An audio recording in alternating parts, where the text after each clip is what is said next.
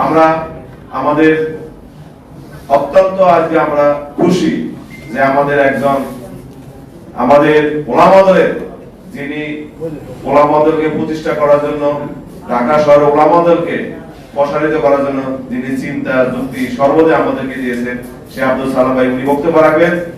বিপ্লব মানে হইল 7ই নভেম্বর, আর 7ই নভেম্বরে শহীদ প্রেসিডেন্ট জিয়াউর রহমান। ওই শহীদ প্রেসিডেন্ট জিয়াউর রহমান যদি 7ই নভেম্বর বিপ্লব এবং সংহতি দিবসে যদি এই দেশের হাল না ধরতেন তাহলে হয়তো আমাদের দেশটা সুদান অথবা আজকে যে অন্য আফ্রিকা মহাদেশের যে সমস্ত দেশগুলো আছে তার মধ্যে হয়ে যেত। আমাদের শহীদ প্রেসিডেন্ট জিয়াউর রহমান বাংলাদেশের পুনরায় স্থপতি তিনি স্থাপন করেছেন। আমাদের নেত্রী দেশ নেত্রী বেগম খালেদা জিয়া এই দেশে গণতন্ত্র প্রতিষ্ঠা করেছে। সর্বশেষ তারই উত্তরসূরি শহীদ প্রেসিডেন্ট জিয়াউর রহমানের আদরের পুত্র শহীদ প্রেসিডেন্ট জিয়াউর রহমান এবং বেগম খালেদা জিয়ার আদরের সন্তান আমাদের নেতা তারেক রহমান যদি লন্ডন বসে 17টি বছর এই জাতীয়তাবাদী শক্তিকে একত্রিত না করে আমাদেরকে যদি মাঠে না নামে দেয় তাহলে এই ফ্যাসিস্ট শেখ হাসিনা বিদায় হতো না।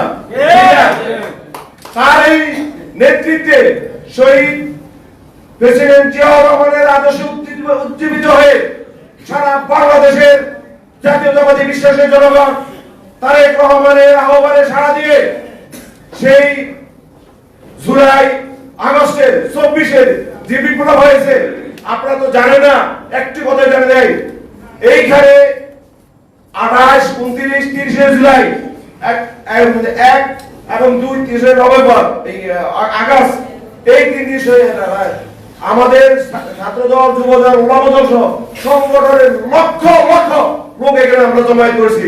আমরা সেখানে আমাদের আবুল হোসেন সহ আমরা আবার ছাত্রদলের নাসির এবং রাকিব সহ এবং যুবদলের মুন্না ভাই সহ সকলে আমরা 50 থেকে 60 লোক আমরা ব্রিগেড ভেঙে ওই আমরা শাহবাগে সেখানে আমরা অবস্থান নিয়েছি। যদি আমরা সেদিন 3রা নভেম্বর বা 3রা আগস্ট অথবা 2রা আগস্ট যদি আমরা সেখানে না নিতাম হয়তো ইতিহাস অন্যরকম হইতো। পুলিশকে ভয় করে পুলিশের বাধা বিঘ্ন কে মৎস্যভবনকে আমরা চূর্ণ বিচ্ছিন্ন করে আমরা সেখানে অবস্থান নিয়েছি। সুতরাং কেউ যদি বলে যে এই আন্দোলন যে তারেক রহমানের অবদান নাই, তিনি ভুল করেছেন, ভুলের মধ্যে বসবাস করেছেন। ওই তারেক রহমানের নেতৃত্বে সারা বাংলাদেশে সমস্ত বিএনপি নেতা কর্মী সকলে বুকে তাজা রক্ত দিয়ে রাজপথে বেরিয়ে এসে ফ্যাসিস্ট খুনি হাসিনাকে বিদায় দিয়েছে।